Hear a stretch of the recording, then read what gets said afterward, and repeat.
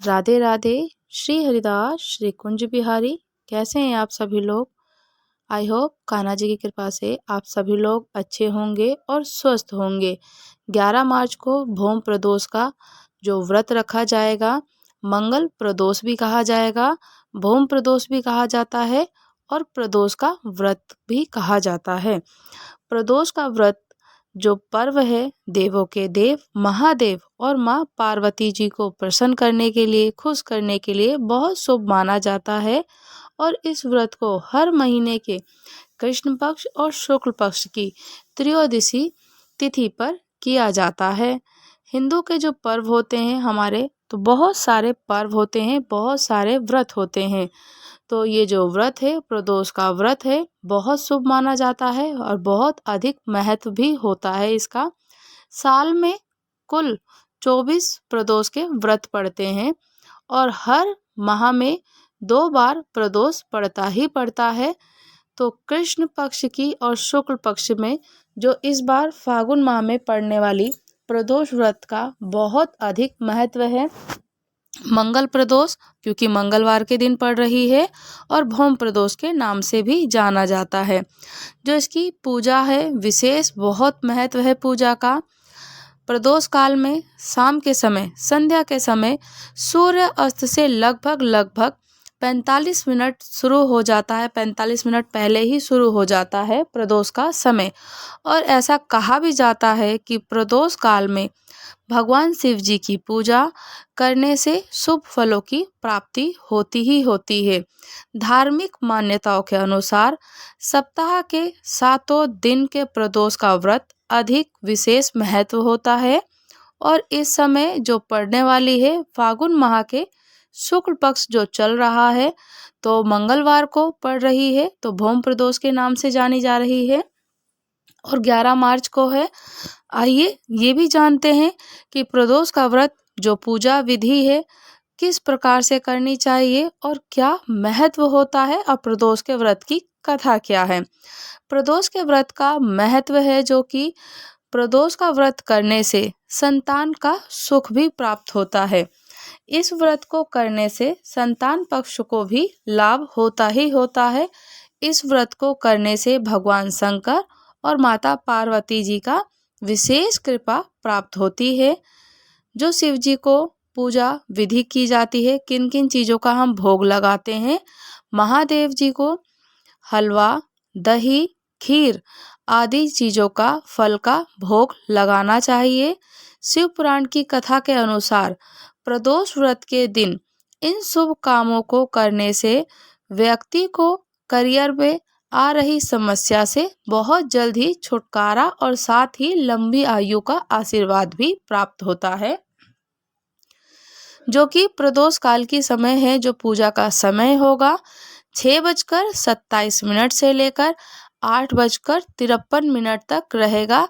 2 घंटे 25 minute total ये समय रहेगा पूजा करने का समय प्रदोष काल का। पूजा की विधि क्या है? सुबह जल्दी उठना है, स्नान आदि घर के सारे कार्यों से निवृत्त होकर स्वच्छ कपड़े धारण करने हैं और साफ वस्त्र धारण करने हैं। घर के मंदिर में दीपक प्रज्वलित करना है। शिवलिंग का जल अभिषेक जरूर करना है। शिवलिंग पर दूध, दही, घी, गंगा जल और शहद चढ़ाएं। अब भोले बाबा जी को बेलपत्र, मदार का फूल, भांग और धतूरा अर्पित करना चाहिए। इसके बाद शिव जी और गौरी जी की विधिवत पूजा करनी चाहिए। शिव जी के मंत्रों का जाप भी करना चाहिए और समस्त देवी देवताओं की आरती करना चाहिए। जो पूजन की सामग्रियां हैं उसमें क्या क्या चीज़ें हमें ऐड करनी है, एकत्रित करनी है। पुष्प, पंचफल, पंचमेवा, रतन, सोना, चांदी, दक्षिणा, पूजा के बर्तन, कुश का आसन, दही, शुद्ध देसी घी, शहद, गंगा जल, पवित्र जल, पंचरस, इत्रगंध, रोली, मोली, जनेऊ, पंचमिष्ठान, बिल्वपत्र, धतूरा, भांग, बैर, आम की मंजरी, जौ की बाली, तुलसी दल, तुलसी मंजरी, मंदार का पुष्प, गाय का कच्चा दूध, ईख का रस, कपूर, धूप, दीप, रुई, मल्यागिरी चंदन, शिव जी की, माँ पार्वती जी का श्रृंगार का सामान आदि आदि चीजें आप भी ले सकते हैं। और इसी प्रकार से ये सारी पूजा का सामग्री का सामान है। हमें सुबह उठकर पंच स्नान कर लेना है। बिल्कुल, स्नान करने के बाद में हर माह के शुक्ल पक्ष और कृष्ण पक्ष की त्रयोदशी में, जो कि प्रदोष की तिथि और प्रदोष का व्रत आता है, तो प्रदोष का व्रत हमें अवश्य करना चाहिए। प्रदोष के व्रत करने की तिथि जब मंगलवार को आती है तो भौम प्रदोष और मंगल प्रदोष के नाम से जाना जाता है। और इसकी कहानी कथा सुनने से बहुत ही पुण्यदायी फल प्राप्त होता है। इस कथा से पूजा का भी पूरी तरह हो जाती है। और मान्यता यह है कि कथा को सुनने से और श्रवण करने से, पढ़ने से हमें देवों के देव महादेव का फल और आशीर्वाद अवश्य प्राप्त होता है और आर्थिक स्थितियों से हमें मुक्ति मिलती है। तो प्रदोष के व्रत की कथा। सूत जी बोले, अब मैं मंगल त्रयोदशी प्रदोष व्रत की विधि विधान कहता हूँ। मंगलवार का दिन व्याधियों का नाशक है। इस व्रत में एक समय व्रती को गेहूं और गुड़ का भोजन करना चाहिए। इस व्रत के करने से मनुष्य सभी पापों व रोगों से मुक्त हो जाता है। इसमें किसी प्रकार का संशय नहीं है। अब मैं आपको उस बुढ़िया की कथा सुनाता हूँ जिसने ये व्रत किया और मोक्ष को प्राप्त हुई। अत्यंत प्राचीन काल की घटना है। एक नगर में एक बुढ़िया रहती थी। उसके मंगलिया नाम का एक पुत्र था।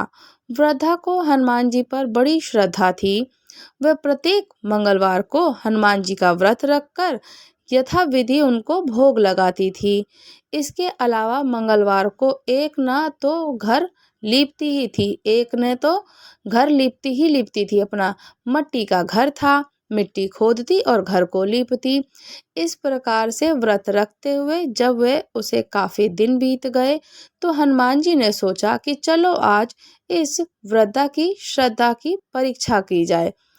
तो वो साधु का वेश बनाकर उनके द्वार पर जा पहुंचे और पुकारा, हे कोई हनुमान का भक्त जो हमारी इच्छा पूरी करे। वृद्धा ने ये पुकार सुनी तो बाहर आई और महाराज क्या आज्ञा है। साधु वेशधारी हनुमान जी बोले कि मैं बहुत भूखा हूँ, भोजन करूँगा तो थोड़ी सी जमीन लीप दे। वृद्धा बड़ी दुविधा में पड़ गई। अंत में हाथ जोड़कर प्रार्थना की कि महाराज, लीपने और मिट्टी खोदने के अतिरिक्त जो काम आप कहें मैं वो करने को तैयार हूँ।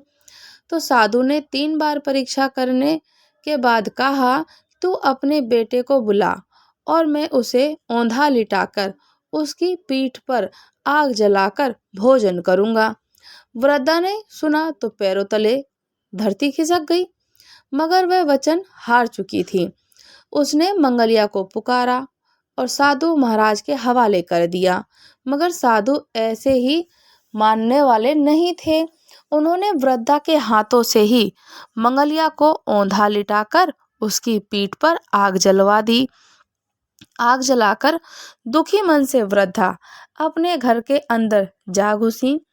साधु जब भोजन को बुलाकर कहा कि वह मंगलिया को पुकारे तो वो भी आकर भोग लगा ले। तो वृद्धा स्त्री थी, उसकी आंखों में आंसू भरकर कहने लगी, अब उसका नाम लेकर मेरे हृदय को और दुख ना पहुंचाओ। लेकिन साधु महाराज ना माने और वृद्धा को भोजन के लिए मंगलिया को पुकारना ही पड़ा। पुकारने की देर थी कि मंगलिया बाहर से हंसता हुआ घर में दौड़ा हुआ आया। मंगलिया को जीता जागता देखकर वृद्धा को सुखद आश्चर्य हुआ। वे साधु महाराज के चरणों में गिर पड़ी और साधु महाराज ने उसे अपने असली स्वरूप का दर्शन दिया। हनुमान जी ने अपने आंगन को देखकर वृद्धा को लगा कि जीवन सफल ही हो गया है। तो बाबा ने जैसे उस वृद्धा की कृपा करी और वृद्धा को अपने स्वरूप के दर्शन दिए। तो बाबा हम पर भी ऐसे ही कृपा करें, जैसे उस मंगलिया को जीवन दान दिया तो प्रभु ऐसे ही हमको भी जीवन दान दे। पूर्ण रूप से सुख शांति से पूजा को करें और व्रत को करें। व्रतधारी हो जो व्रत कर सकते हैं व्रत कर लें।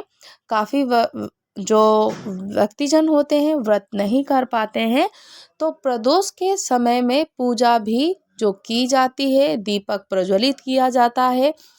बेलपत्री के वृक्ष के नीचे किसी भी शिवालय में जाकर आप प्रदोष के समय पर अगर वंश की वृद्धि चाहिए, संतान प्राप्ति का सुख चाहिए तो प्रदोष काल के समय, प्रदोष के दिन, प्रदोष काल के समय किसी भी शिवालय में जाकर किसी भी बेलपत्री के वृक्ष के नीचे 2 लंबी बाती का दिया लेकर जाएं और 2 लंबी बाती हो, उसी में ही आप घी से, देसी गाय का घी हो, प्रज्वलित करके प्रदोष के समय पर बेलपत्री के वृक्ष के नीचे बैठ कर के आप उस दीप को प्रज्वलित कीजिए।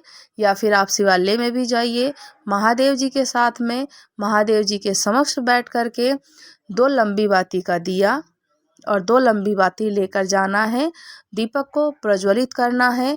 प्रदोष काल के समय में महादेव पिताजी से शिव शक्ति का स्मरण करते हुए उनसे अपने मन की मनोकामना कहनी है, दीपक को प्रज्वलित करके आ जाना है। और इसी प्रकार से आप बेलपत्री के वृक्ष के नीचे भी लगा सकते हैं। प्रदोष का व्रत जो किया जाता है सुख शांति के लिए, वंश वृद्धि के लिए, स्वास्थ्य के लिए, रोग मुक्ति से हर एक कार्य को सिद्धि करने के लिए, भगवान जी को प्रसन्न करने के लिए किया जाता है।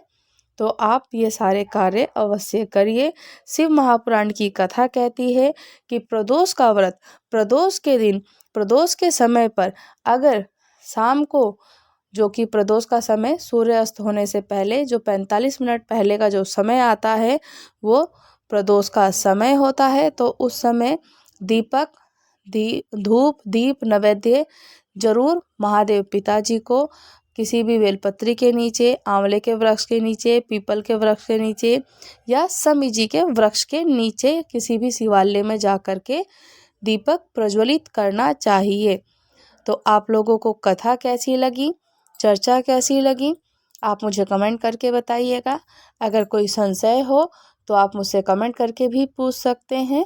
अगर आप लोग चैनल पर नए हैं तो चैनल को सब्सक्राइब करना बिल्कुल भी ना भूलिए। चैनल को सब्सक्राइब कीजिए, लाइक कीजिए, शेयर कीजिए, कमेंट कीजिए। राधे राधे। श्री हरिदास श्री कुंज बिहारी।